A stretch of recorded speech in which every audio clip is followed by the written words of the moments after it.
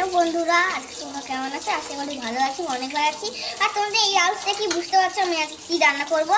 আজকে আমরা রান্না করবো মাছের ঝোল। তোমরা কি বানাতে পারো মাছের ঝোল? তোমরা কিন্তু কমেন্ট করে জানাবে। এই যে, আর এদেরকে দেখে তো বুঝতে পারছো এটা খুব রাগি, কেন বা আমাকে মানে ছিটছে আমার গায়ে, ঠিক আছে? আমার গায়ে ছিটছে, তেলগুলো আমার গায়ে ছিটছে, দেখতেই তো পাচ্ছ এটা খুব রাগি। হ্যাঁ দেখো, এখানে মাছ হচ্ছে। এই যে মাছটা আমি হলুদ দিয়ে মাখিয়ে নিয়েছি, হলুদে লবণ দিয়ে মাখিয়ে নিয়েছি।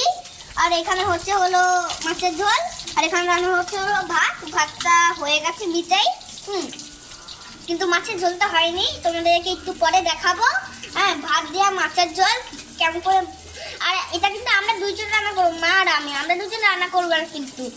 হ্যাঁ, দেখেই তো বুঝতে পারছো কে রান্না করবে। পাপাই রান্না করতে পারে সব। হ্যাঁ, পাপাই এই মাছের ঝোলটা আজকে রান্না করবে।